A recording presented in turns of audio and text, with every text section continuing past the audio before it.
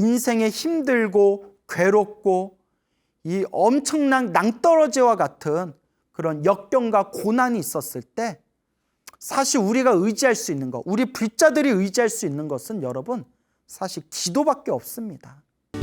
우리 앞에 펼쳐진 모든 정말 인생에 힘들고 괴롭고 이 엄청난 낭떠러지와 같은 그런 역경과 고난이 있었을 때 사실 우리가 의지할 수 있는 것, 우리 불자들이 의지할 수 있는 것은 여러분 사실 기도밖에 없습니다. 나쁜 인연도 모두가 다 내가 지은 업이다.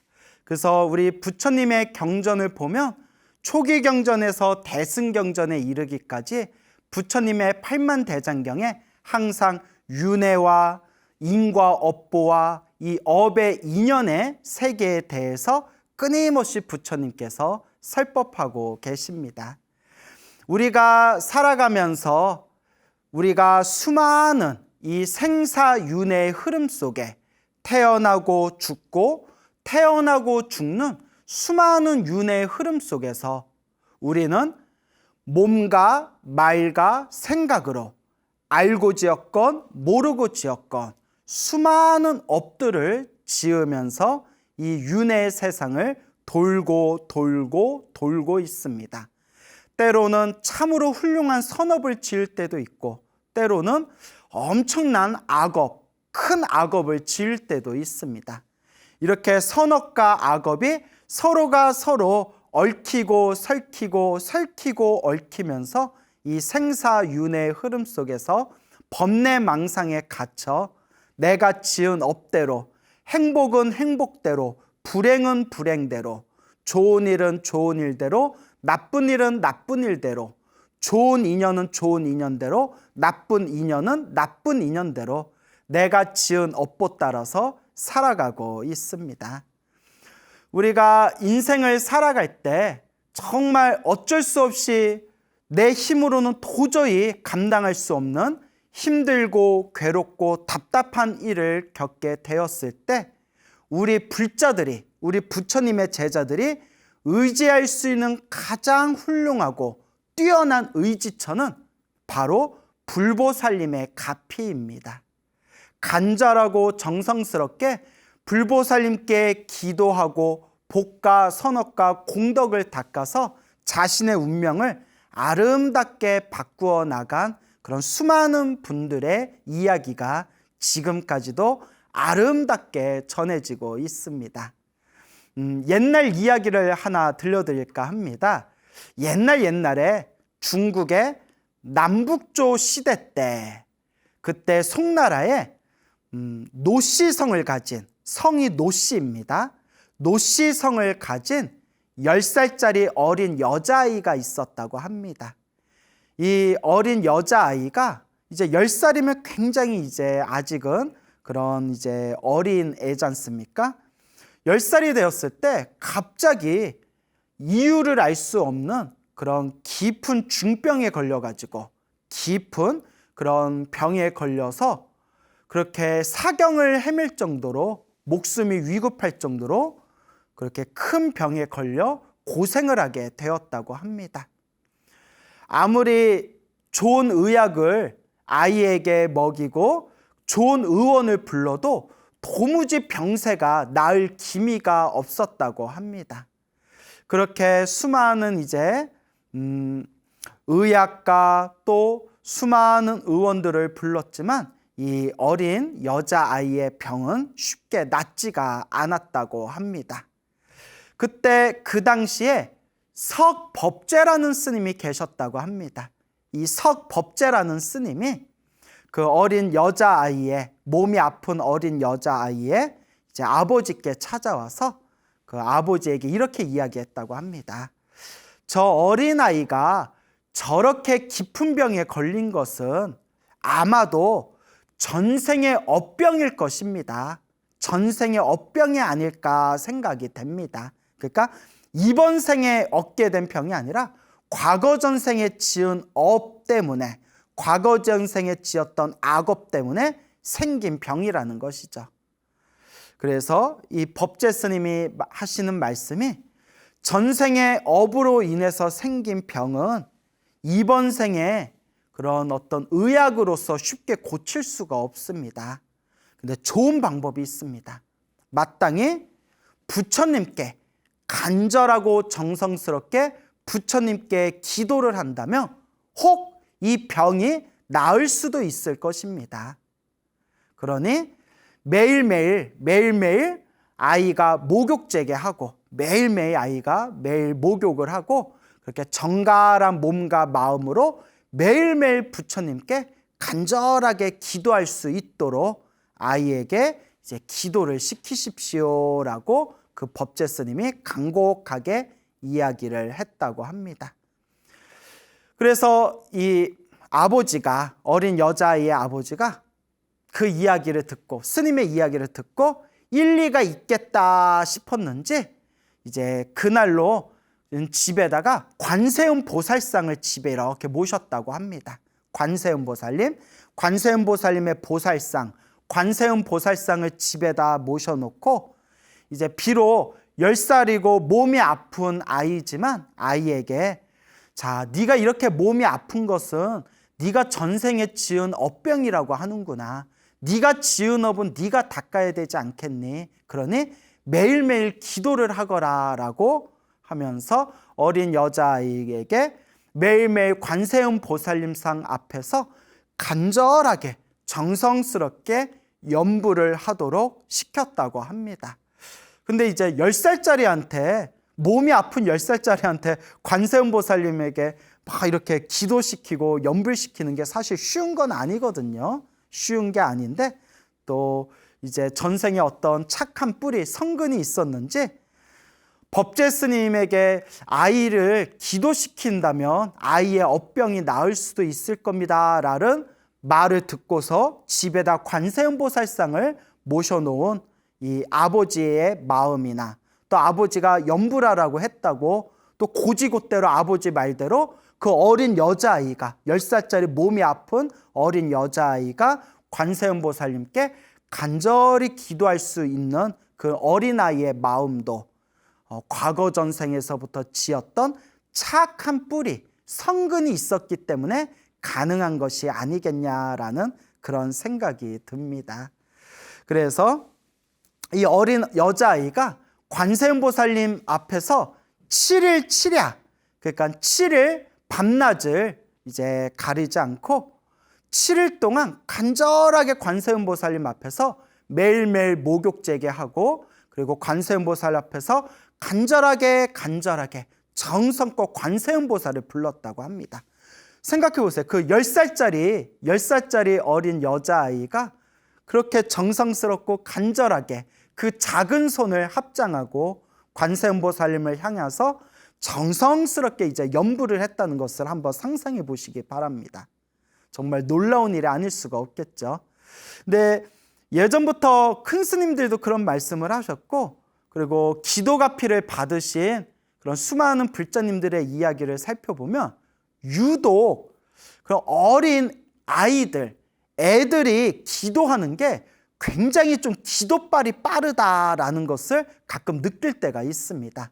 그래서 어른 스님들이 하신 말씀이 아이들이 굉장히 마음이 순수하기 때문에, 마음이 맑고 순수하기 때문에 우리 같이 이제 좀 때가 묻은 어른들보다는 어린 아이들이 순수한 마음으로 기도를 하면 훨씬 더 그런 불보살님의 가피나 기도빨이 훨씬 더 좀 빨리 찾아오는 것 같다. 그게 다 결국은 자신의 마음에 달려 있는 것이고, 아이들은 마음이 깨끗하기 때문에, 마음이 아주 순수하기 때문에 정신을 집중해서 기도를 하면 훨씬 더 가피가 빨리 찾아오는 것 같다. 이런 말씀을 또 예전에 어른 스님들이 이런 말씀을 하시기도 했습니다. 그래서 7일 밤낮 동안 간절하게 관세음 보살님을 부르던 이 어린 여자아이가 7일이 되었을 때, 7일이 이제 싹 지나갔을 때 한밤중에 관세음 보살을 부르고 있는 그 어린 여자아이 앞에 황금빛이 환하게 그런 빛이 뿜어져 나오는 그런 부처님이 쓱 나타나시더니 그 어린 여자아이의 그 머리끝에서 발끝까지 손으로 이렇게 어루만져 줬다고 합니다. 그런 황금빛이 환하게 빛이 뿜어져 나오는 그런 부처님께서 몸이 아픈 어린 여자아이의 몸을 정성스럽게 쓰다듬어 주시는 그런 어떤 환상을 보고 나서 정신을 딱 차려보니까 한바탕 꿈이었던 거예요.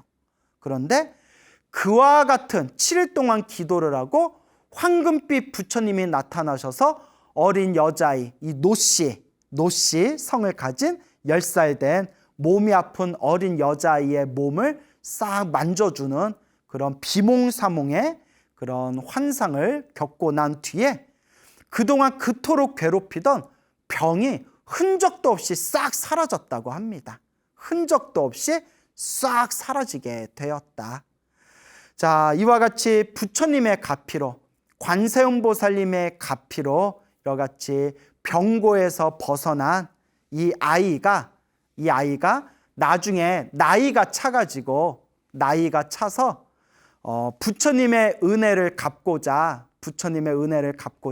결국 머리를 깎고 비구니 스님이 됩니다. 그래서 현조라는 법명을 받게 되었다고 합니다. 그래서 그 10살짜리 몸이 아프던 여자아이가 그런 부처님의 가피를 받고 나서 몸이 건강해지고 그리고 이제 장성한 뒤에 나이가 든 뒤에 머리를 깎고 출가했으니 그분이 현조라는 비구니 스님이 되겠습니다.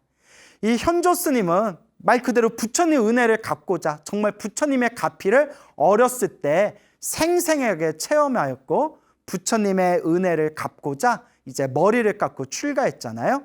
그래서 평생 수행정진하면서 특히 매일매일 법화경을 독송하는 것을 항상 그렇게 자신의 수행으로 여겼다고 합니다.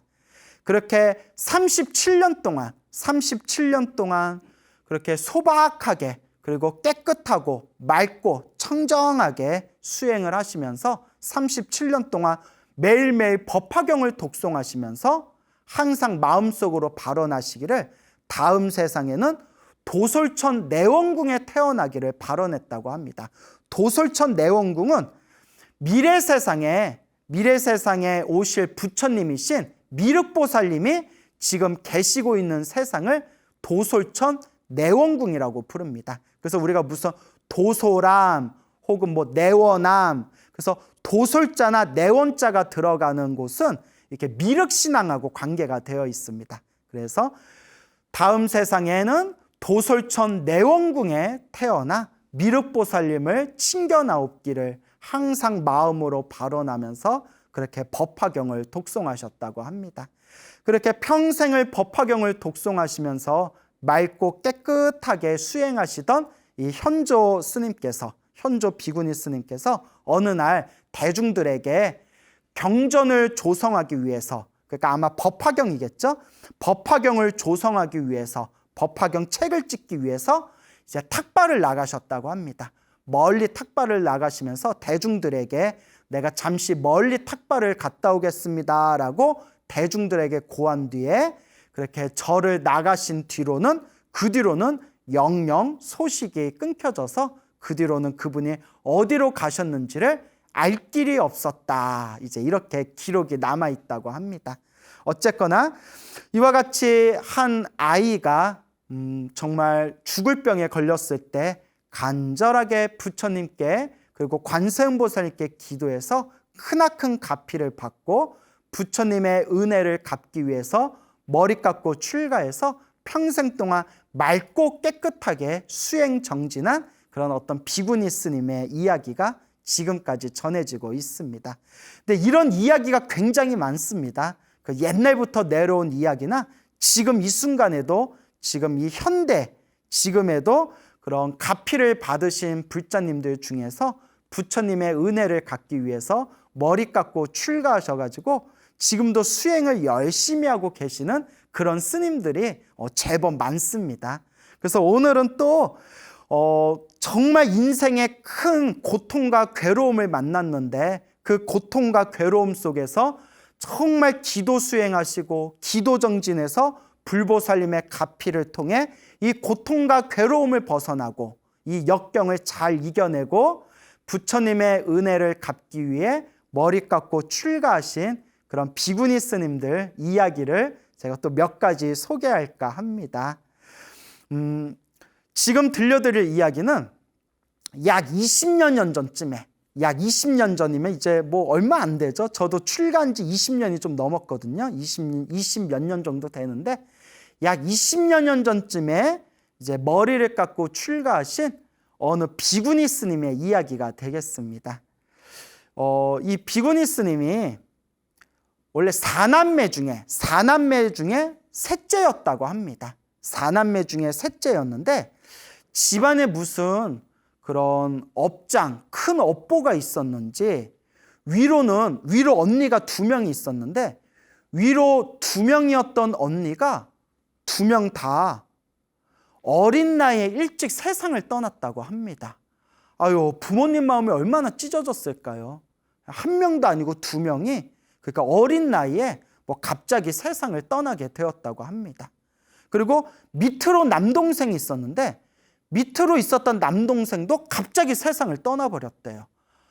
야, 정말 부모님 마음이 가슴이 아마 찢기듯이 아팠을 것 같아요. 사실 내가 수많은 자식이 있다 하더라도 뭐 손가락 깨물어서 안 아픈 자식 없다고 한 명만 부모보다 먼저 자식을 보내기만 해도 정말 그 고통을 이루 헤아릴 수가 없다는데 아이 넷을 낳았는데 위로 2명과 아래로 1명과 그렇게 4명 중에 3명의 아이들을 모두 일찍 잃었다고 생각하니 그 어머니 아버지의 마음이 얼마나 아프셨겠어요.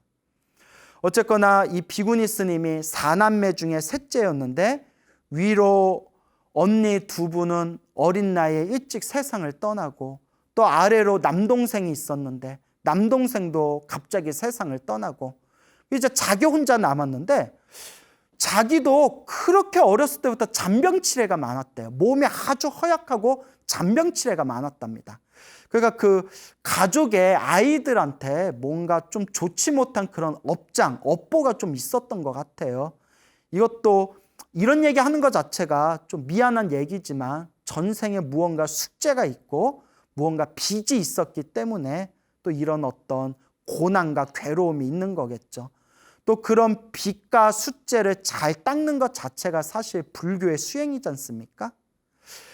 근데 이 스님이 이제 커가지고 어렸을 때부터 잔병치레를 하고 어렸을 때부터 몸이 허약했는데 한 20대 후반이 되었을 때 20대 후반이면 한창 젊을 때잖아요. 몸에 힘이 펄펄 날 때인데 20대 후반에 아주 심각한 신장병을 얻게 되었답니다. 아주 신장에 콩팥이 아주 이제 그런 안 좋은 상황, 위급한 상황으로까지 그런 신장이 굉장히 급격하게 나빠지는 그런 신장병을 얻게 돼가지고 매일매일 약을 먹지 않고서는 하루도 버티기 힘들 정도로 이 신장병 때문에 엄청 고생을 했다고 합니다. 그래서 항상 몸이 퉁퉁 붓고 그리고 컨디션이 안 좋을 때는 걸음도 제대로 걸을 수 없고 얼굴이 퉁퉁 부어가지고 눈을 뜰 수가 없을 정도로 그렇게 신장병이 굉장히 심했다고 합니다. 그런데 어느 날 자기를 담당하는 의사 선생님이 이렇게 이제 진료를 하더니 이렇게 오랫동안 치료를 했는데도 계속 이렇게 상황이 나쁘다면 최후의 방법을 쓸 수밖에 없다.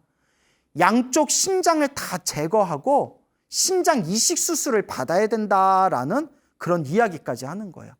너무나 상태가 안 좋다, 지금. 너무 상태가 안 좋고, 그리고 또 의사 선생님이 하는 이야기가 이렇게 크게 이렇게 이제 문제가 생긴 이런 신장은 다시는 회생하기가 힘들다고 합니다.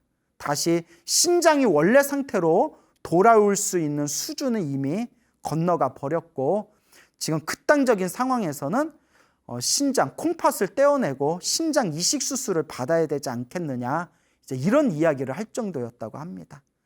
근데 어렸을 때부터 잔병 치레를 하고 한참 젊을 때에도 몸이 너무 아프다 보니까 사람이 이제 우울증 같은 이제 염세주의에 빠지게 되는 겁니다.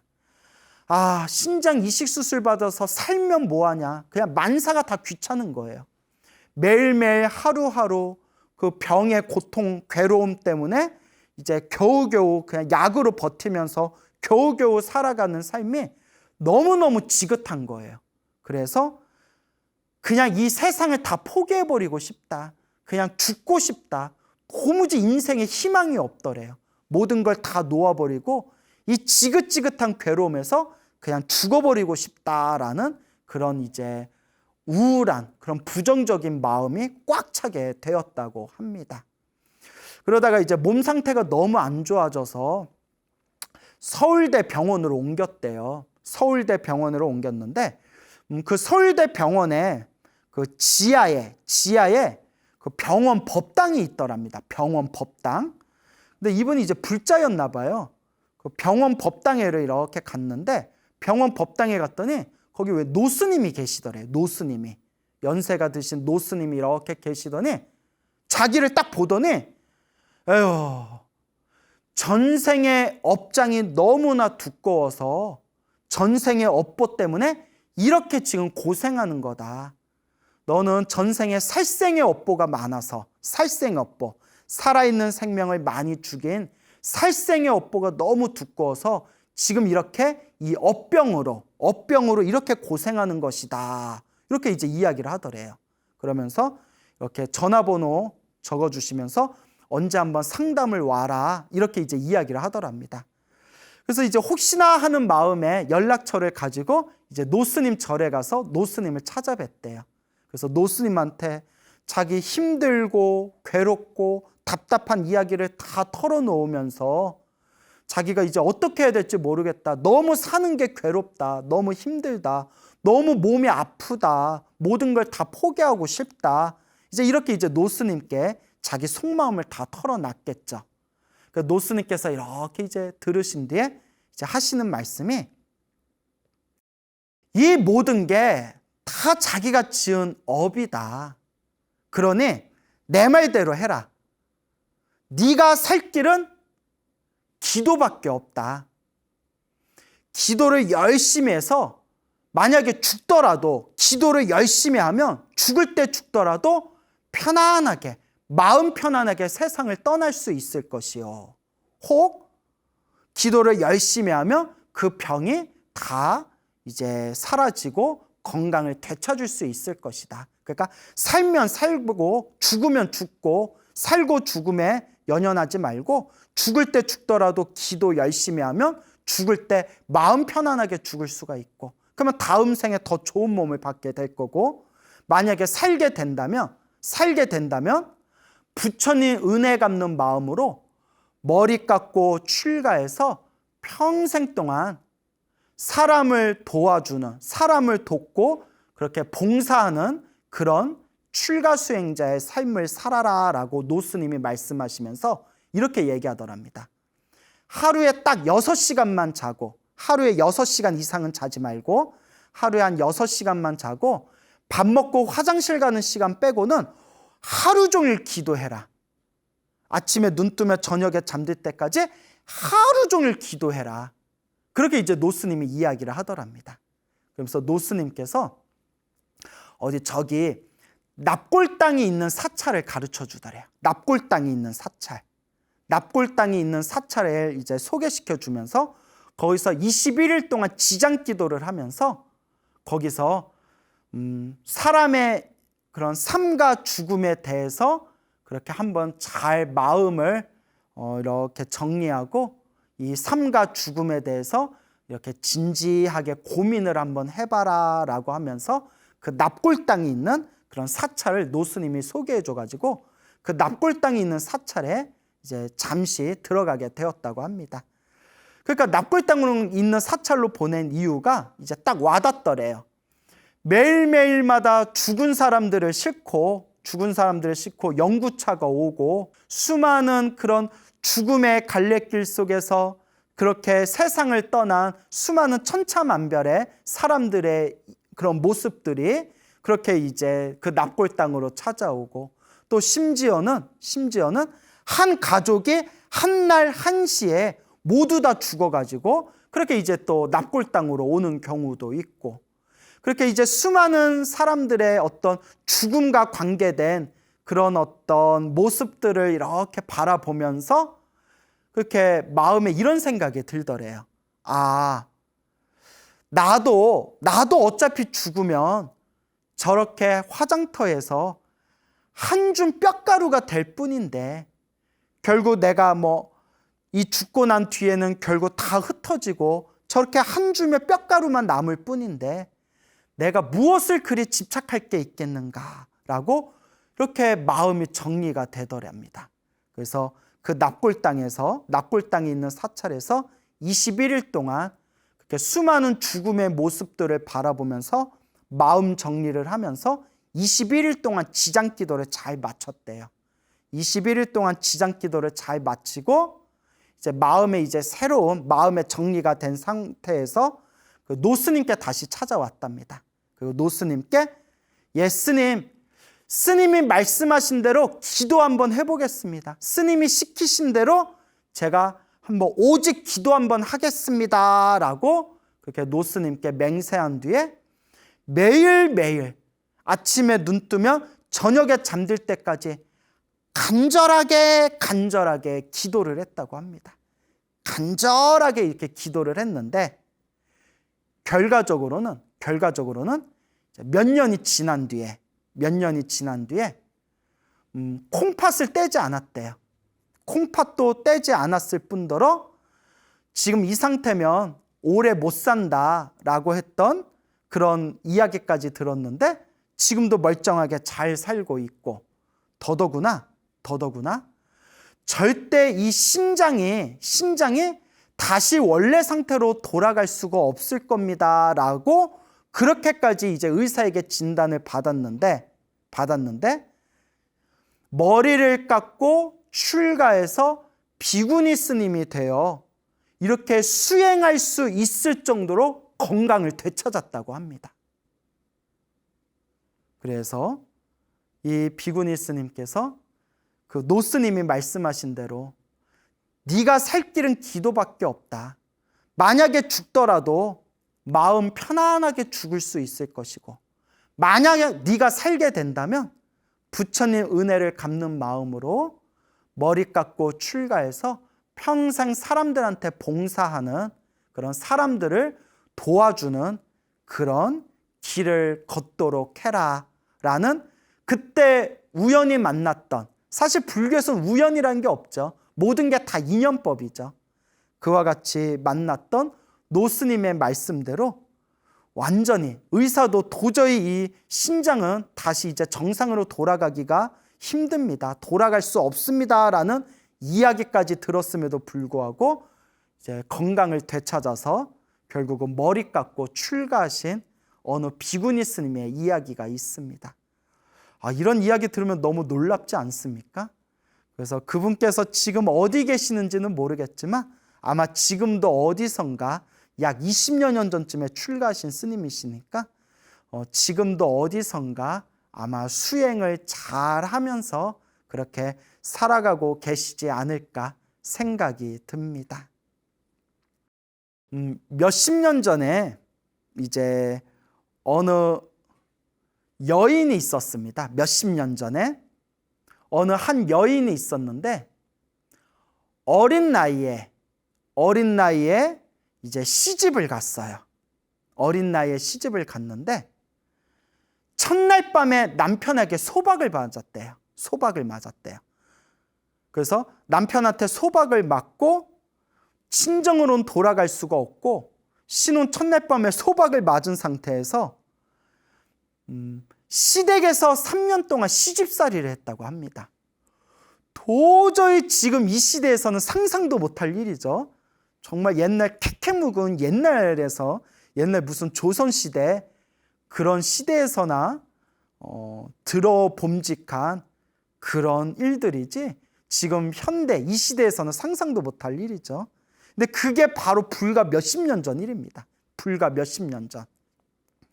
그래서 시집을 가서 첫날 밤에 남편에게 소박맞고, 그러면 그 당시에 뭐 이혼도 마음대로 안 됐나 봐요. 그냥 시댁에 눌러 앉아가지고 호되게 3년 동안 시집살이를, 호되게 3년 시집살이를 하게 됩니다. 그렇게 이제 3년 시집살이를 하다가 어마어마하게 큰 교통사고를 당했대요. 큰 교통사고를 당해서 온몸에 뼈마디가 다 부셔져 버렸답니다. 뼈마디가. 그래서 이제 뭐 가까스로, 정말 가까스로 구사일생으로 이제 목숨은 건지고 이제 치료가 되었지만, 그 교통사고 이후로 엄청나게 큰 병을 얻으셨대요. 그때 지금보다 의료 기술이 굉장히 부족했던 그런 시대지 않습니까? 그 교통사고로 뼈마디가 다 부서진 거는 뭐 뼈는 다 붙었는데, 그때 후유증이 남아 있었는지 코에 피고름이 뭉쳐가지고, 요 피고름이 생긴 게 자꾸 머리 위로, 머리 위로 자꾸 이 피고름이 올라가는 거예요. 그러면 이제 뭐 뇌에 고름이 차버리면 이거 엄청나게 심각한 상황이지 않습니까? 그러니까 목숨이 위급한 상황까지 온 거예요. 코에 자꾸 피고름이 찬 게 막 머리 위로. 그러니까 뭐 잘은 모르겠지만 요 이제 머리에 있는 그런 고름이 머리에 이렇게 이제 고이는 게 아닌가 싶어요. 피고름이 이제 머리에 고이는 거겠죠. 뭐 그러니까 이제 도저히 어쩔 수 없는 상황에서 뭐 그 당시 의료 기술로는 이게 도대체 어떻게 치료할 수 없는 그런 상황이었나 봐요.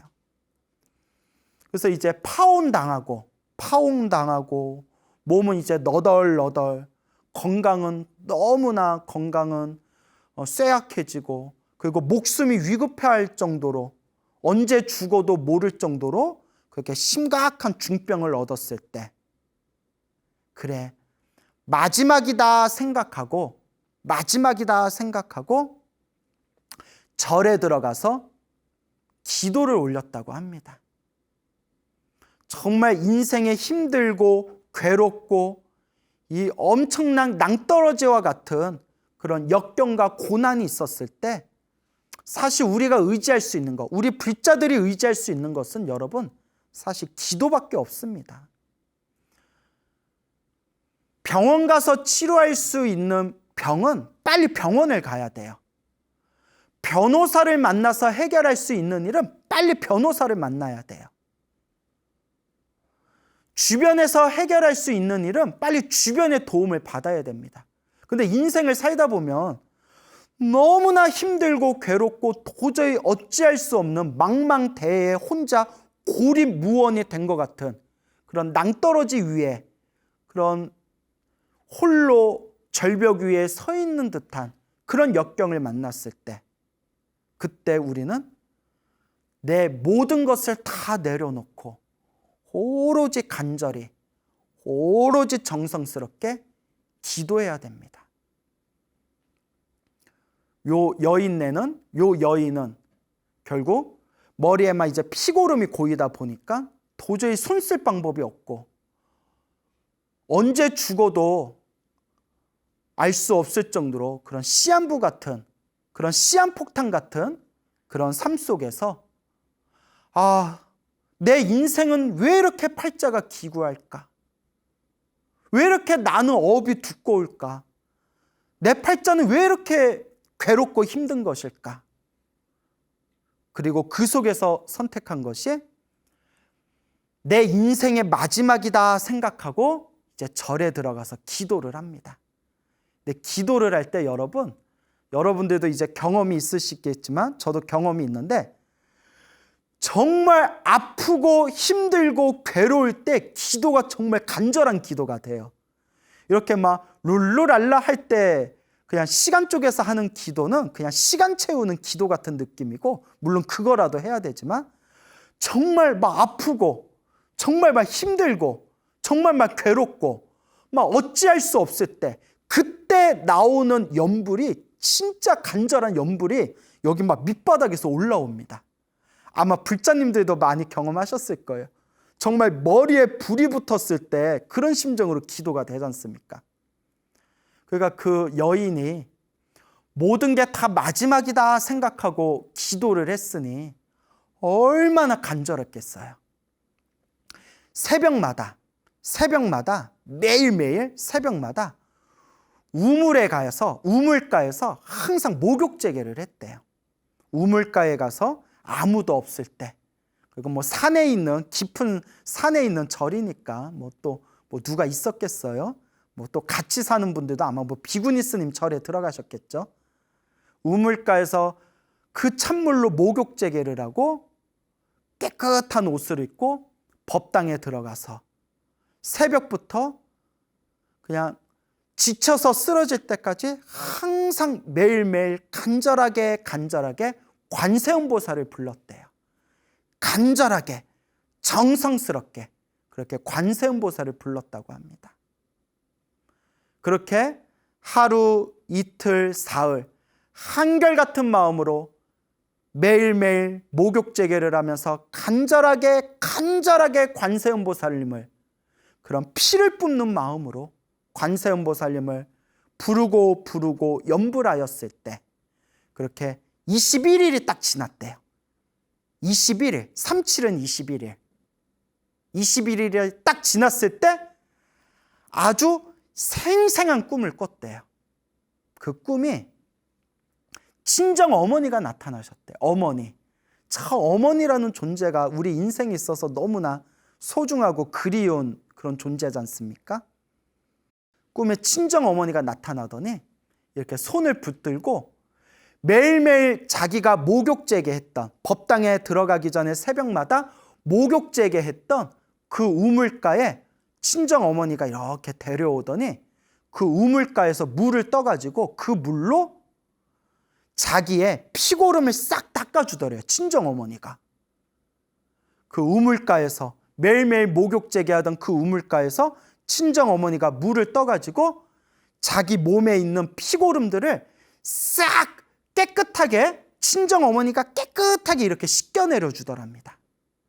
그러더니 깨끗하게 이렇게 목욕을 시켜주시고 피고름을 싹 닦아주시더니, 자, 이제 됐다 이러시더래요. 이제 됐다 하고 눈을 탁 뜨니까 그때가 기도 시작한 지 21일째 되는 그날 그 생생한 꿈이었대요. 그리고 이미 소나무 팬들은 이미 다 이런 얘기 귀가 따갑도록 들으셔가지고 이제 어떻게 보면 식상하기조차 한 이야기일 수도 있지만, 그 꿈을 꾸고 나서 그 병이 흔적도 없이 사라지셨답니다. 흔적도 없이. 매번 똑같은 패턴에 매번 똑같은 이야기지만, 저는 왜 이런 이야기를 듣거나 여러분들한테 전할 때마다 이렇게 소름이 돋을까요? 막 소름이 돋아요. 아, 불보살님의 가피가 정말 있구나. 우리 부처님은 헌금을 많이 해라, 돈을 많이 내라, 네 몸을 바쳐라, 너를 나한테 바쳐라, 이런 거 하나도 없어요. 그동안 소나무에서 수많은 가피 이야기 들었을 때 헌금을 많이 바쳐라, 돈을 많이 바쳐라, 이런 얘기 하나도 없잖아요. 오로지 간절하게 기도해라. 마음의 집착을 다 내려놓고 간절하게 기도해라. 불보살님의 가피는 분명히 있습니다. 그래서 이 여인이 이 부처님의 가피를 통해서 흔적도 없이 그 병들이 싹 사라지고 나서 완전히 건강을 되찾으시고, 그리고 발심하여 머리 깎고 출가해서 비구니 스님이 되십니다. 비구니 스님이 되십니다. 그리고 평생 동안 기도하시고 평생 동안 매일마다 한겨울에도 새벽마다 찬물로 목욕제계 하시고, 그리고 새벽에 법당에 올라가셔서 매일매일 기도하시고, 그리고 항상 그렇게 법당 청소를 열심히 하셨대요. 매일 법당 청소, 매일 절 청소를 하시면서 그렇게 아주 성격이 괄괄하고 호탕하면서 그렇게 맑고 깨끗하셨다고 합니다. 그래서 그 비구니 스님이 88세, 88세 세상을 떠나셨는데 88살에 세상을 떠나실 때까지 그 꿈을 꾸시고 그때 21일 동안 기도하고 꿈을 꾸신 뒤로 출가하신 뒤에 88살에 세상을 떠나실 때까지 몸에 병이 없으셨대요. 그렇게 평생 건강한 몸으로 그렇게 수행하시고 그렇게 세상을 아름답게 이 세상을 회양을 하셨다고 합니다. 그분의 이름이 법회 스님이시래요. 법회, 법법자의 바다 해자인 것 같아요. 그 법회라는 그런 노비구니 스님의 이야기가 되겠습니다. 이런 기도의 가피를 체험하신 분들한테 관세음보살이 있니 없니, 지장보살이 있니 없니, 기도가 효험이 있니 없니, 인과 업보가 있니 없니, 이런 말이 무슨 필요가 있겠어요, 여러분?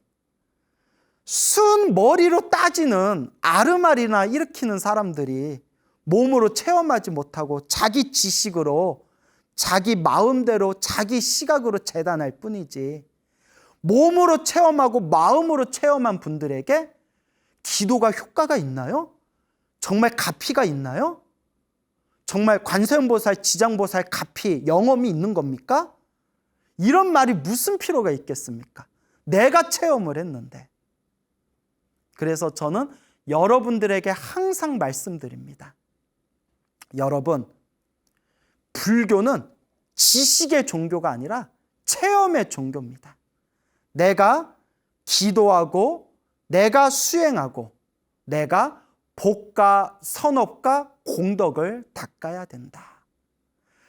그래서 그 비구니 스님은 평생토록 그렇게 법당 청소 그리고 절 마당 청소를 그렇게 열심히 하셨대요.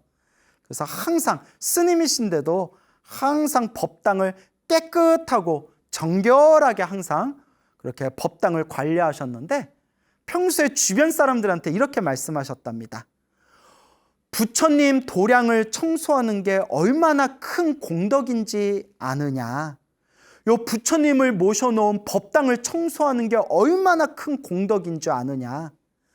정성스러운 마음으로 딱 3년 동안 정성스러운 마음으로 3년 동안 법당 청소를 하면 소원 한 가지는 반드시 이루어진다. 이런 말씀을 평소에 자주 하셨다고 합니다. 또 이제 이거 이야기 들으시고 또 법당에 가서 나 오늘부터 법당 청소 3년 동안 할래 또 이러는 분들 나오는지 또 모르겠습니다. 자, 그래서 이와 같이 우리 주변에 보면 정말 인생의 큰 고통이나 괴로움이나 병고를 만나게 되었을 때 간절하게 기도해서 그 고통과 괴로움과 역경을 아름답게 극복하시고 또 더 나아가서 그런 부처님의 은혜를 갚기 위해서 머리 깎고 출가하신 그런 정말 훌륭하신 그런 우리 주변에 그런 좋은 스님들이 굉장히 많습니다. 그래서 항상 여러분들께 말씀드리지만 힘들고 괴롭고 답답할 때 우리가 의지할 것은 바로 부처님의 가피, 부처님을 향한 간절한 기도라는 것을 꼭 명심하시길 바랍니다. 수행의 목표는 어디에 있을까요? 불교에서 말하는 수행의 목적은 생사윤회에서 벗어나는 것이라고 합니다. 그래서 흔히 생사해탈이라고도 부르고 있습니다. 우리 중생들은 시작 없는 옛적부터 지금에 이르기까지 태어나고 죽고 자기가 지은 업보 따라서 이 육도윤회, 지옥, 악귀, 축생, 아슈라, 인간, 천상세계를 자기가 지은 업보 따라서 생사윤회, 태어나고 죽음을 수레바퀴가 돌고 돌듯이 계속 반복하고 있습니다. 이 생사윤회는 중생이 만든 꿈과 같고 환상과 같고 물거품과 같은 세계라고 합니다. 하지만 중생들은 번뇌와 망상에 물들어 있기 때문에 이 생사윤회가 꿈과 같고 환상과 같다는 것을 알아차리지 못하고 착각 속에 빠져서 자기가 지은 업보 따라서 이 생사윤회를 돌고 있다고 합니다. 그래서 부처님께서는 이 생사윤회에서 벗어난 세계를 열반이라고 부르셨습니다. 산스크리트어로는 니르바나라고 부릅니다. 이 니르바나를 중국에서 한자로 번역할 때 열반이라고 번역을 한 것이죠. 이 니르바나, 열반의 본래 뜻은 불이 꺼지다라는 뜻이라고 합니다. 불이 꺼지다. 그래서 우리 불교에서는 우리 중생들의 번뇌와 망상, 탐욕과 성냄과 어리석음, 삼독의 불이 완전히 꺼지고 고요하고 편안한 그런 진리의 세계를 열반, 니르바나라고 부르고 있습니다. 그래서 부처님께서는 생사윤회에서 벗어나는 것, 그리고 영원한 행복의 세계, 영원한 최상의 진리의 세계인 열반에 드는 것, 이것이 바로 진정한 불교의 목적이다라고 경전에서 수없이 말씀을 하셨습니다. 그래서 부처님의 제자분들 중에서 모든 번뇌와 욕망이 소멸하여 이 생사윤회에서 벗어나신 거룩한 성자를 아라한이라고 부릅니다. 아라한. 그래서 부처님의 제자로서 모든 번뇌와 욕망이 사라진 거룩한 성자, 생사윤회에서 벗어난 거룩한 성자를 아라한이라고 합니다. 아라한을 또 이제 한자의 뜻으로 표기할 때 응공이라고도 표기를 합니다. 응공이랑 응당히, 마땅히, 공양받을 만한 분, 공양받아 마땅한 분, 공양받아 마땅한 거룩한 분들이라는 뜻입니다. 그래서 아라한을 불교에서 부처님의 제자분들 중에서 가장 거룩한 성자의 지위를 바로 아라한이라고 부르고 있습니다. 불교에서는 아라한이 되는데 4단계가 있다고 합니다. 평소에 이제 소나무 설법에서 자주 말씀을 드렸는데요. 아라한이 되는 4단계가 1단계가 수다원, 그 다음에 사다함, 그 다음에 3단계가 아나함, 그 다음에 마지막 모든 번뇌와 욕망이 완전히 소멸한 성자의 경지가 아라한이 되는 겁니다. 그래서 수다원, 사다함, 아나함, 아라한 이렇게 4단계가 있다고 합니다. 이 4단계를 성문사과라고 경전에서 표현하고 있습니다. 근데 중생들이 수행자가 전생에 얼만큼 공부를 많이 했고 전생에 얼만큼 지혜를 닦았는지 또 전생에 얼만큼 공덕을 닦았는지에 따라서 바로 수행을 하자마자 아라한이 되는 분들도 있고 혹은 수다원, 사다함, 아나함 이런 단계를 밟아서 아라한이 되는 경우도 있습니다. 그러니까 무조건 1단계, 2단계, 3단계, 4단계 올라가는 것이 아니라 전생에 지었던 공덕의 힘에 의해서 1단계, 2단계, 3단계, 4단계 이렇게 차례차례 올라가는 경우도 있고 혹은 한 번에 아라한이 되는 경우도 있다고 합니다. 이것도 전생에 자기가 수행했던 전생에 자기가 쌓았던 공덕의 힘에 의해서 서로 저마다 이제 이번 생에 깨달음을 얻는 경지가 조금씩 그렇게 차이가 난다고 합니다. 자, 이렇게 부처님께서는 우리 중생들에게 생사윤회, 태어나고 죽고 태어나고 죽는 생사윤회의 이 모든 중생의 삶은 허망하고 허무하다라고 말씀을 하시면서 이 번뇌와 욕망, 이 모든 망상과 집착을 완전히 소멸하고 이 생사윤회에서 벗어나서 영원한 자유인이 되어야 된다라는 그런 말씀을 경전에서 누누이 설법을 하셨습니다. 자, 이제 이와 관련된 또 재미난 이야기를 하나 들려드릴까 합니다. 부처님 당시에 여러 명의 이 비구들이 함께 수행을 하다가 이 여러 명의 비구들이 다 함께 아나함이라는 깨달음을 얻었다고 합니다. 아나함. 그래서 아까 설명드렸죠? 아라한이 되는 이제 4단계 중에서 수다원, 사다함, 아나함, 그 다음에 아라한. 그래서 아나함은 3단계가 됩니다. 3단계. 그래서 이번 생에 3단계 아나함이라는 깨달음을 얻게 되면 이 아나함이라는 깨달음을 얻으신 성자는 죽은 뒤에 하늘세계 중에 정거천이라는 하늘세계에 태어난다고 합니다. 불교에서는 하늘세상이 28개가 있다고 합니다. 그래서 28천이라고 부르죠. 이제 뭐 책마다 좀 차이가 있습니다. 책마다 뭐 29개가 있다, 27개가 있다, 뭐 30개가 있다, 이렇게 책마다 좀 차이가 있는데 어쨌거나 우리 북방불교에서는 28천 하늘세계가 28개가 있다, 이렇게 이제 표준으로 삼고 있습니다. 28천 중에서 정거천이라는 그런 거룩한 청상세계가 있는데 이 정거천은 이 아나함과 같이 깨달음을 얻은 성자들이 태어나는 세상입니다. 그래서 이번 생에 3단계 아나함이라는 깨달음을 얻게 되면 죽은 뒤에 정거천이라는 거룩한 천상세계에 태어나서 그 천상세계에서 아라한이 되어서 이 모든 번뇌와 욕망을 이제 완전히 소멸한 거룩한 성자가 된다고 합니다. 그러니까 이번 생에 아나함이라는 3단계 깨달음을 얻으면 이번 생에 죽어서 다음 세상에 하늘세계에 태어나서 정거천이라는 하늘세계에 태어나서 무조건 아라한이 되는 겁니다. 그러니까 이 아나함이라는 이 3단계 수행도 굉장히 지위가 높은 성자의 경지입니다.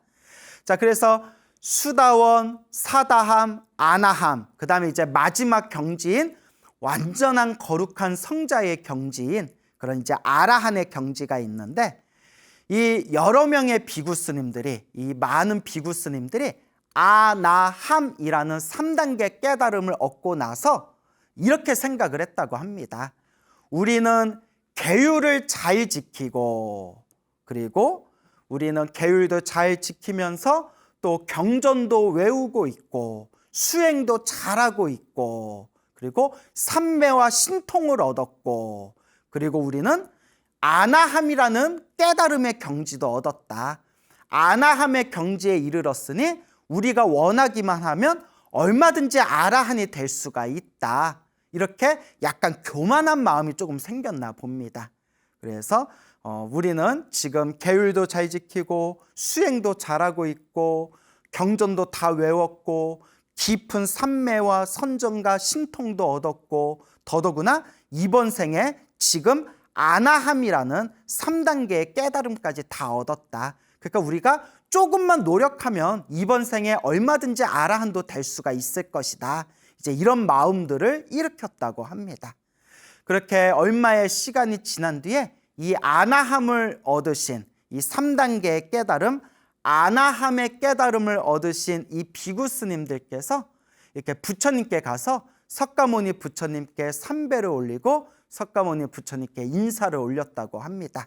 그때 우리 부처님께서, 석가모니 부처님께서 그 아나함과 3단계의 깨달음, 아나함의 깨달음을 얻은 이 아나함과에 이른 그 수많은 비구들의 그 마음을 다 꿰뚫어 본 뒤에 이제 부처님께서 이렇게 이제 질문을 하셨다고 합니다. 그대들은 지금 어떻게 수행하고 있는가? 지금 수행을 잘하고 있는가? 그때 이 비구 스님들이 저희들은 아나함의 깨달음에 이르렀습니다. 그래서 저희들은 조금만 이제 노력하면 얼마든지 이번 생에 아라한이 될 수 있을 것이다. 그렇게 생각하고 있습니다. 라는 그런 말을 듣고 부처님께서 다음과 같이 말씀하십니다. 오 비구들이여, 그대들이여, 수행자들이여, 계율을 잘 지키고 수행을 잘하고 경전을 외우고 삼매, 선정, 신통력을 얻었고 이번 생에 아나함, 3단계의 깨달음 아나함과를 얻었다고 해서 절대 방심해서는 안 된다. 모든 번뇌가 다 사라지는 그날까지 절대 방심해서는 안 된다.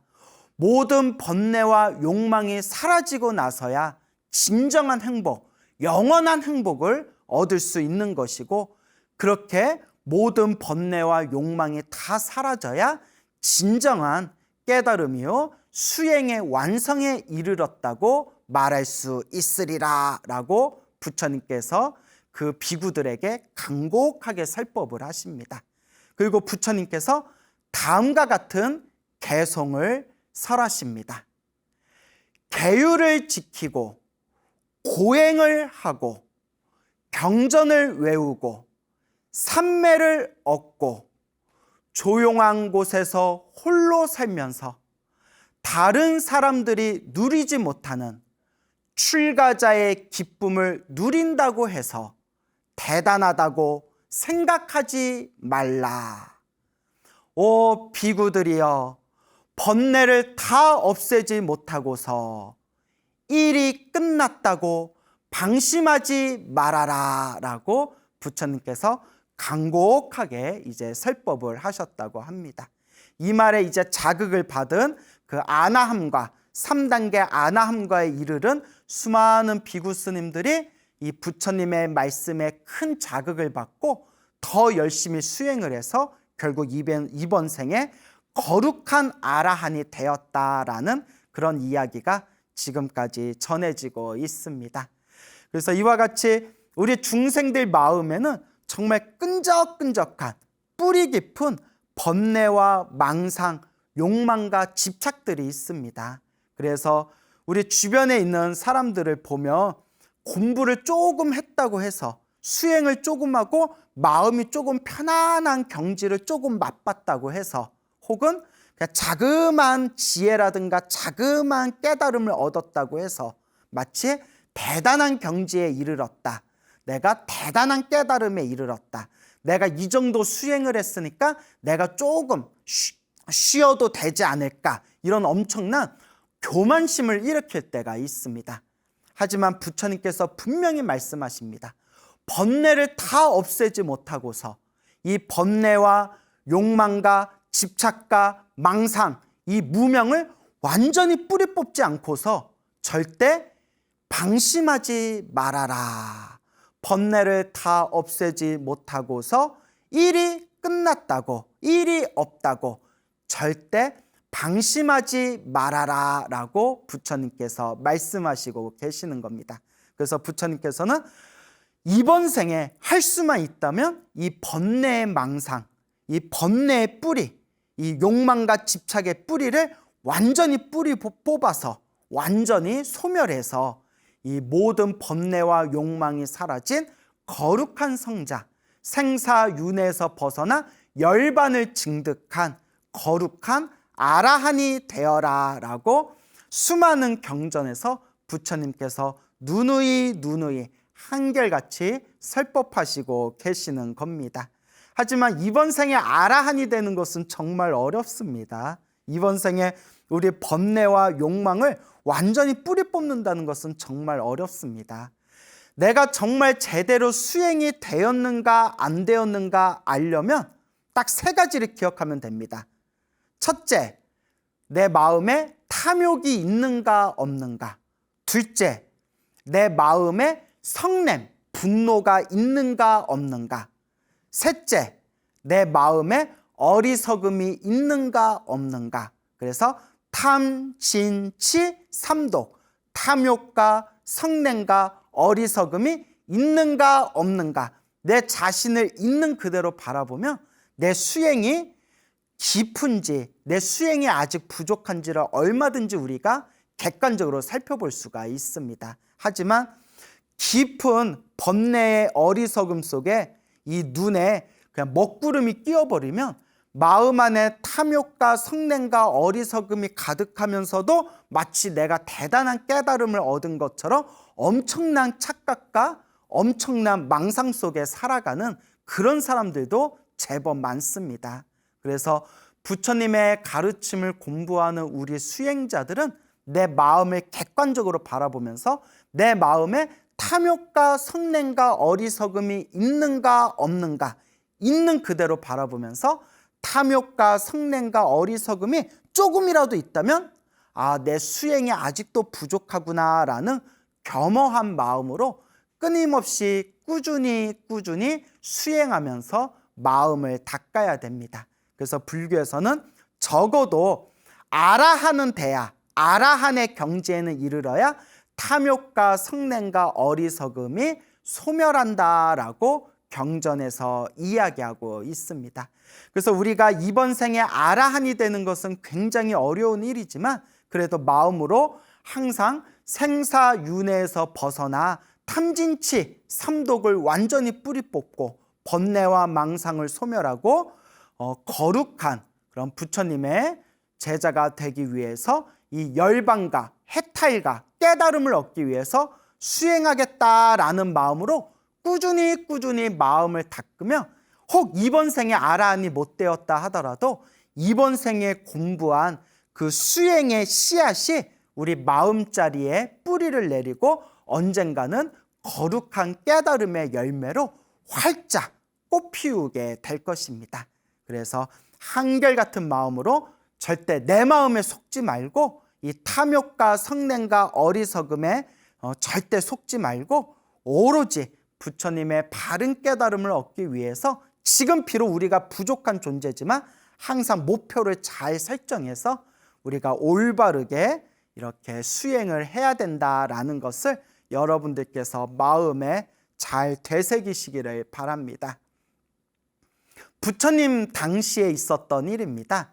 부처님 당시에 500명의 비구가 있었다고 합니다. 이 500명의 비구들이 안거에 들어서 한거에 들어가지고 열심히 수행을 해서 499명의 비구들이 모두 다 그 하한거 동안에 아라한의 경지에 이르렀다고 합니다. 아라한의 경지, 모든 번뇌와 모든 욕망이 사라진 거룩한 성자의 경지, 아라한의 경지에 이르렀다고 합니다. 근데 500명 중에 499명은 아라한의 경지에 이르렀는데 그 중에 한 분의 비구 스님께서는 그 비구 스님은 아무런 깨달음을 얻지 못했다고 합니다. 어쨌거나 이 500명의 비구들이 500명의 비구 중에서 499명은 이제 아라한과를 증득하였고 이제 비구 스님 한 분은 아무런 그런 깨달음도 얻지를 못했는데 어쨌거나 이제 하한거를 끝나고 나서 500명의 이 비구 스님들이 부처님이 계신 사원에 가서 부처님께 이제 인사드리고자 부처님 계신 사원으로 이렇게 이제 길을 걸어 나갔다고 합니다. 그렇게 부처님이 계신 곳에 이렇게 걷다가 때마침 이제 점심시간이 되었나 봅니다. 그래서 부처님이 계신 사원에서 멀리 떨어지지 않은 그 중간의 한 마을에서 500명의 스님들이 그런 신도들의 극진한 공양청을 받아서 점심 공양을 맛있게 잡수셨다고 합니다. 그때 어느 불심이 깊은 신도분이 그 500명의 스님들에게 공양청을 올리게 됩니다. 스님들이시여, 거룩한 비구 스님들이시여, 혹 허락해 주신다면 제가 스님들께 또 공양을 올리고 싶습니다. 그러니까 내일 아침에 오늘 부처님이 계신 사원에 가셔서 내일 아침이 되면 다시 저희 집에 오셔가지고 스님들 제가 올리는 공양을 받아주십시오라고 이제 500명의 스님들께 공양청을 올립니다. 그래서 500명의 스님들이 이제 허락을 합니다. 예, 불자님, 저희가 오늘은 부처님이 계신 사원에 도착해서 부처님께 인사를 드리고 내일 아침에 우리 불자님의 집에 함께 와서 불자님께 공양을 받도록 하겠습니다라고 이제 서로 약속을 하게 됩니다. 그래서 이렇게 500명의 스님들이 이제 그 마을에서 점심을 맛있게 이제 잡수시고 다시 이제 길을 걸어서 이제 부처님이 계신 사원에 도착하게 됩니다. 그래서 거룩한 석가모니 부처님 발 아래 절을 올리고 부처님께 한것 동안 이제 깨달음을 얻은 이제 그 아라한의 경지에 대해서 부처님께 이제 그 수행에 대해서 이제 점검을 받게 됩니다. 우리 부처님께서 499명의 스님들이 아라한과를 얻었다는 것을 이제 다 꿰뚫어 보시고 참으로 기뻐하면서 그 499명의 스님들을 크게 이제 칭찬을 하십니다. 그런데 그 500명 중에서 한 분의 스님은 아무런 깨달음을 얻지 못했다고 했지 않습니까? 그러니까 아라한이 되면 마음의 모든 번뇌와 망상이 사라집니다. 그리고 이 번뇌와 망상의 작용 중에는 질투라든가 시기심도 있습니다. 그러니까 우리 마음에 일어나는 질투심, 우리 마음에 일어나는 시기심도 번뇌와 망상의 작용입니다. 그래서 아라한이 되면, 모든 번뇌와 욕망이 사라진 아라한이 되면 탐욕도 없고 성냄도 없고 어리석음도 사라지고 마음의 그런 번뇌의 감정인 질투심이나 시기심, 이런 질투심도 완전히 사라지게 됩니다.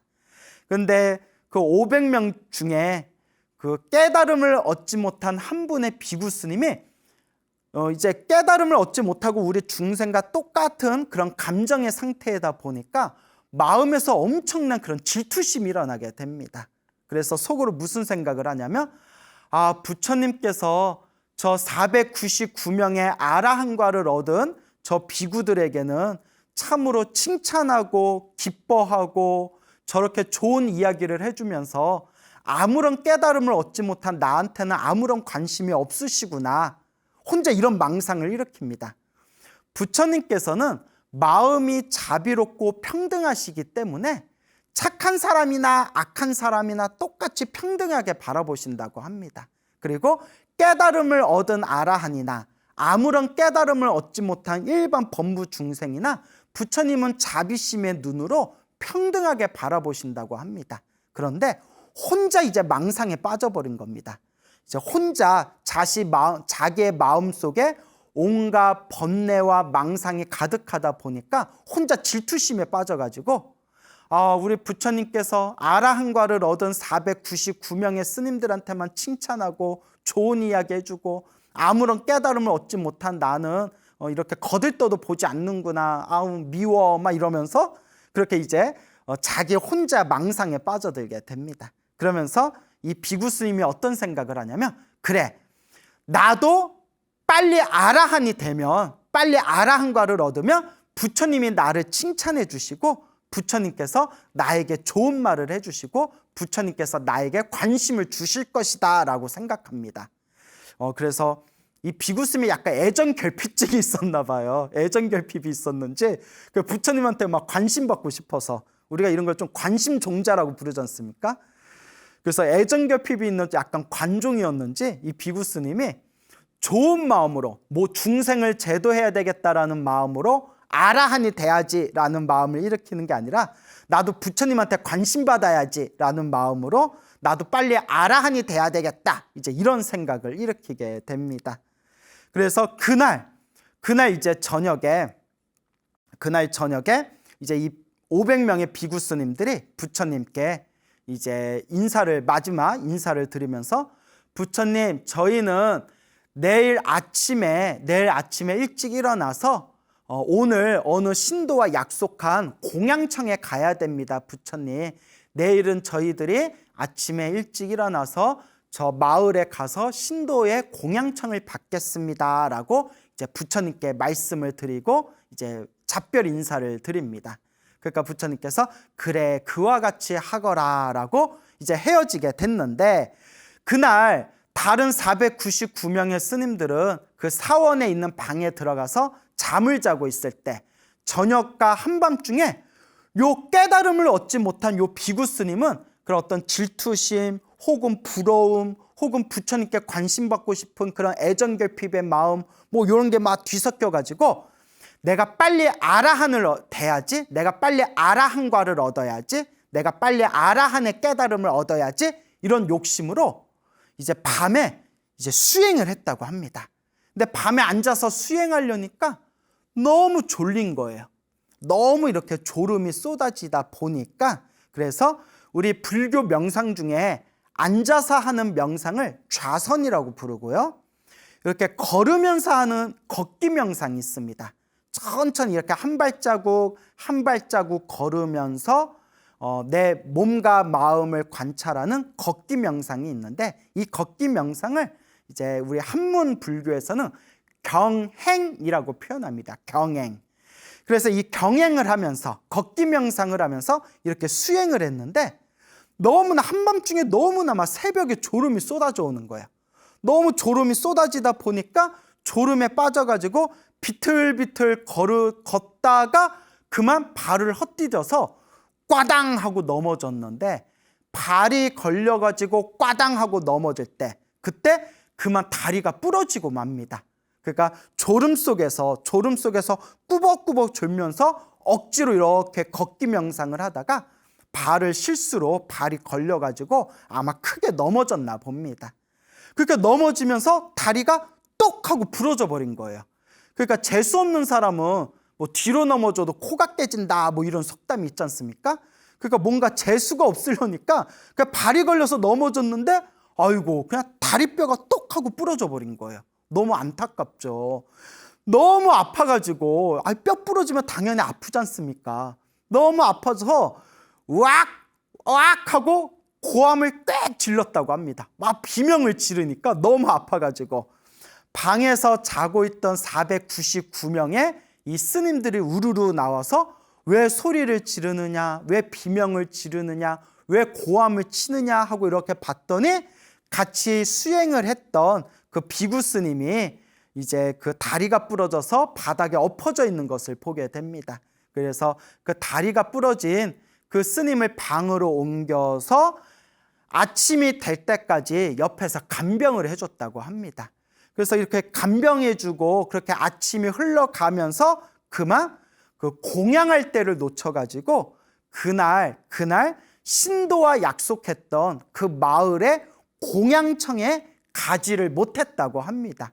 그러니까 스님이 다리가 부러지니까 이렇게 스님들의 옆에서 간병해주고, 또 그 500명 중에서 뭐 누구는 가고 누구는 안 가기도 좀 애매했나 봅니다. 그래서 결국 뭐 일이 조금 꼬여가지고 이제 그날 신도와 약속한 대로 그 마을에 가서 공양청을 받지 못했다고 합니다. 근데 그 당시에는 이제 휴대폰이 없지 않습니까? 제가 요 내용을 이렇게 책에서 보면서 딱 드는 게, 그때는 뭐 휴대폰도 없고 뭐 전화기도 없었을 때니까 신도는, 그 마을에 있는 신도는 당연히 스님들 500명의 스님들이 오실 줄 알고 500인분의 상을 차렸을 거 아닙니까? 근데 그게 뻥크가 난 거예요. 이걸 전문 용어로 노쇼라고 하죠. 노쇼. 식당에서도 노쇼. 굉장히 그것 때문에 식당 운영하는 주인분들이, 식당 자영업자분들이 굉장히 골머리를 많이 썩는다 뭐 이런 얘기 하지 않습니까? 여러분, 노쇼는 절대 안 됩니다. 여러분, 우리가 불자가 돼서 다른 사람들에게 절대 민폐를 끼쳐서는 안 됩니다. 그러니까 여러분, 예약해 놓고 뻥크 내는 짓을 절대 우리가 하지 말아야 된다라는 그런 생각이 드는데, 제가 지금 이런 얘기를 왜 하는지 모르겠어요. 갑자기 이야기가 이상한 데로 흘러가 버렸네요. 자, 어쨌거나 500명의 비구 스님들이 이제 그 다리가 부러진 그 스님 때문에 아침에 일이 좀 꼬여가지고 결국은 그 마을의 공양청을 가지 못했다고 합니다. 아침이 되어서 이제 석가모니 부처님께서 그 500명의 스님들이 아직 사원 안에 있는 것을 보시고는, 뭐 부처님께서 모든 걸 다 아시지만 모든 걸 아시면서도 일부러 물어보십니다. 일부러 짐짓 아시면서도 일부러 물어보시기를, 그대 비구들이여, 어제 그대들이 말하기를 오늘 저 마을에 공양청이 있다고 했는데 왜 아직도 가지 않고 여기 사원에 머무르고 있는가라고 이제 우리 부처님께서 이렇게 질문을 던집니다. 그래서 이제 499명의 스님들이, 저희가 같이 한거를 지냈던 비구 스님 한 분이 밤늦게까지 수행을 하다가 그만 넘어져가지고 다리가 부러져서 옆에서 간병해 주다 보니까 아침 시간이 이렇게 흘러버리고 시간이 애매해져서 결국 저희가 함께 공양청을 가지 못했습니다, 부처님. 이렇게 이제 부처님께 사실대로 이야기를 합니다. 그러니까 부처님께서 하시는 말씀이, 그대 비구들이요, 그대들이 저 비구 스님 때문에, 저 다리가 부러진 비구 스님 때문에 공양청을 가지 못한 것은, 공양하러 가지 못한 것은 이번 생만 그런 게 아니다. 머나먼 과거 전생에도 저 다리가 부러진 비구 스님 때문에 그대들이 저 공양을 받지 못했던 적이 머나먼 과거 전생에도 있었다라고 이제 부처님께서 말씀하십니다. 그때 요 500명의 이제 이 비구들이 부처님께, 부처님, 저희들이 자세히 듣기를 원합니다. 자세히 말씀해 주십시오라고 부처님께 법을 청합니다. 그래서 부처님께서 이제 머나먼, 아주 머나먼 그 과거 전생 이야기를 들려주시게 됩니다. 부처님께서 하시는 말씀입니다. 부처님께서 말씀하시기를 머나먼 과거 전생에 사람들에게 존경받는 아주 유명한 스승이 있었다고 합니다. 아주 유명한 스승이 있었는데 이 유명한 스승에게는, 존경받는 유명한 스승에게는 500명의 제자가 있었다고 합니다. 그래서 500명의 제자들이 그 스승 밑에서 이제 학문을 닦고 있었는데 이 스승이 500명의 제자들에게 자, 저 산에 가서 이제 땔감으로 쓸 수 있는 땔나무를 좀 가져오너라 라고 이제 500명의 제자들에게 이제 심부름을 시킵니다. 그래서 이 500명의 제자들이 다 함께 산에 올라가서 이제 땔감으로 쓸 수 있는 이제 땔나무를 이제 주스러 다니는데 그때 어느 한 명의 게으른 제자가 있었다고 합니다. 500명의 제자 중에 한 명의 게으른 제자가 있었는데 이 게으른 제자가 나무 밑에 그늘 아래에서 그냥 이렇게 이제 눈을 감고 잠에 들었다고 합니다. 그래서 다른 499명의 제자들은 열심히 이제 땔나무를 이제 모아가지고 이렇게 내려올 때 저 나무 밑에서 게으른 제자가 꾸벅꾸벅 졸고 있으니까 다른 제자들 지나가면서 발로 툭툭 쳤다고 합니다. 야야, 일어나, 일어나 이러면서 이제 발로 툭툭 쳤겠죠.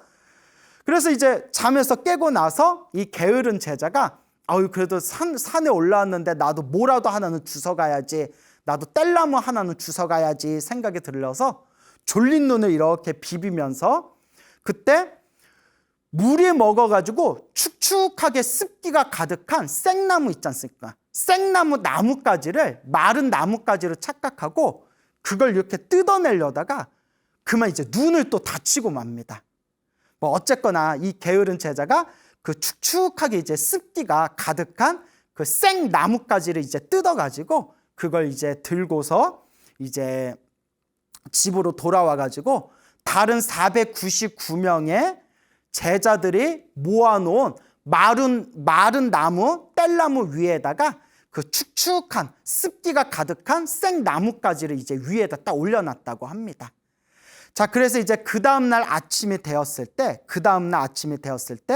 그날 아침에 요 500명의 제자들이 마을에 가서 마을 사람들에게 이렇게 이제 맛있는 점심 식사를 이제 대접받기로 약속이 되었다고 합니다. 그래서 그 마을까지 가기 위해서 이제 일을 하고 있는 하녀에게 우리가 저 마을에 가서 점심 먹어야 되니까 아침에 일찍 죽 좀 만들어 주십시오. 우리가 그 죽을 먹고 우리가 마을에 가서 점심을 먹겠습니다 라고 부탁을 했다고 합니다.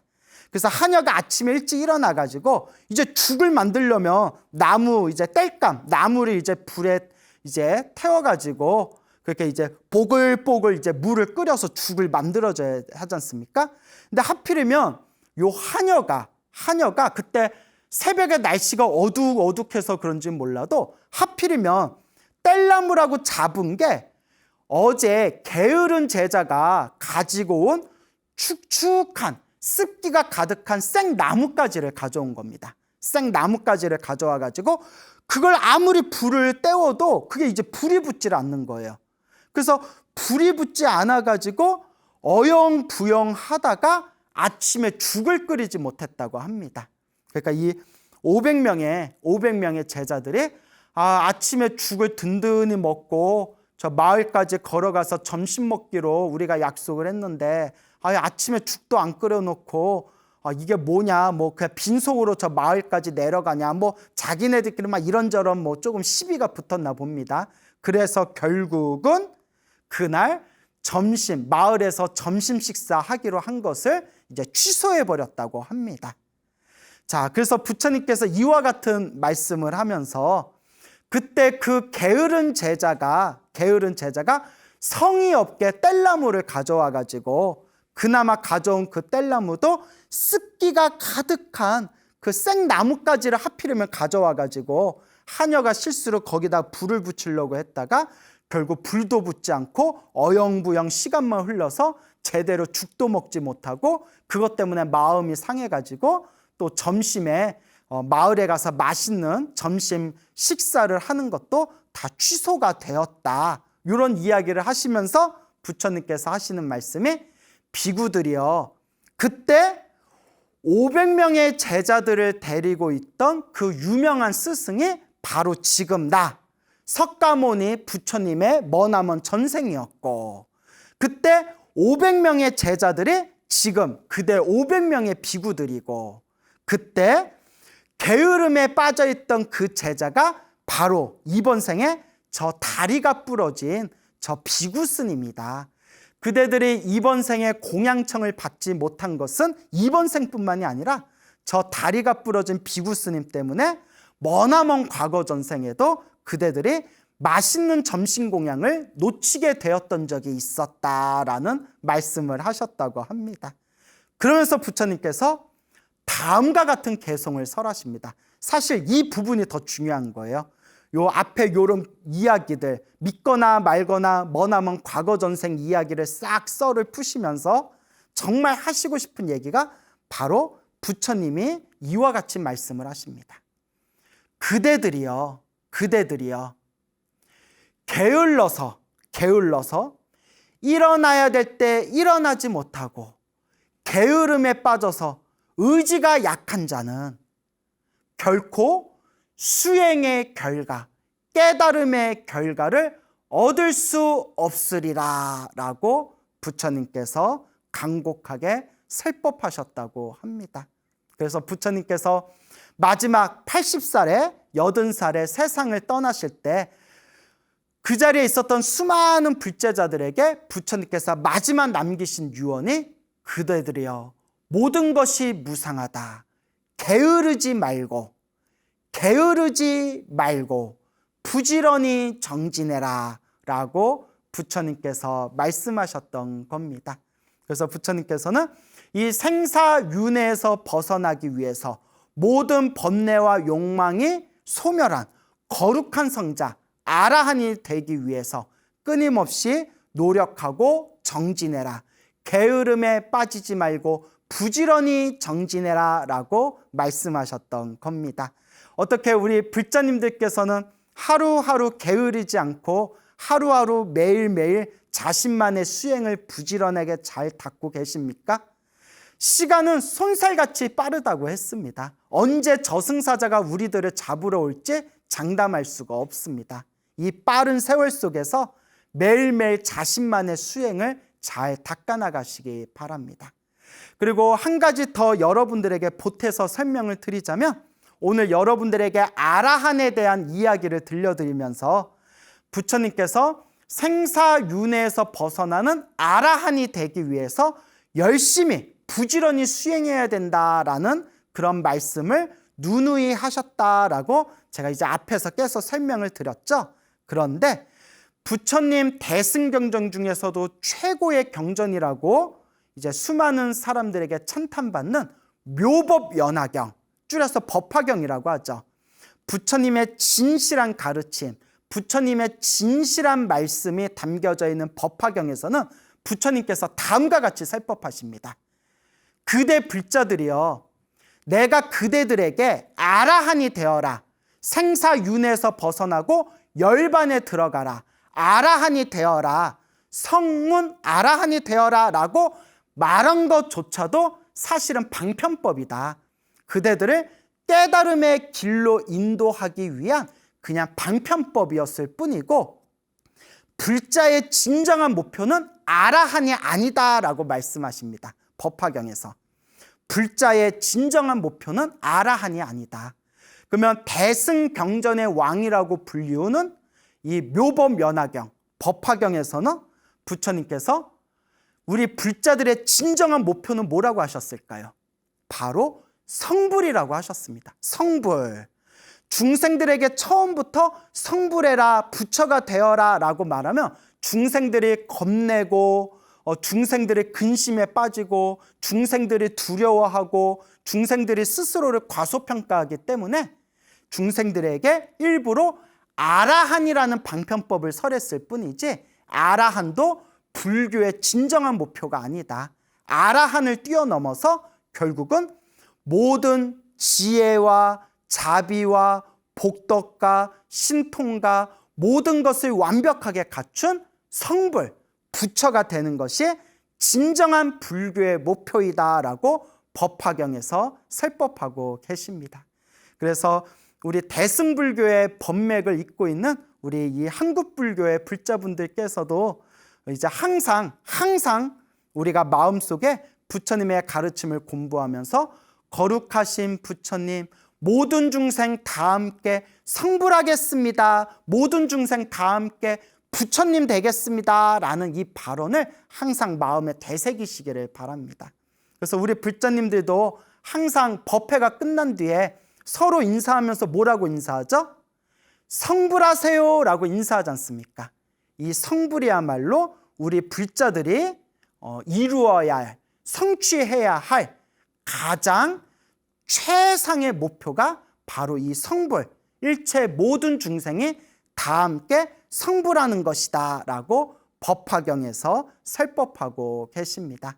그래서 항상 우리 한국불교의 불자님들 매일매일 수행하시고 매일매일 염불하시고 매일매일 복과 선업과 공덕을 닦으면서 모든 중생 다 함께 성불하여 지이다라는 이 거룩한 이 발언을 마음에 늘 되새기고 늘 발언하시기를 바랍니다.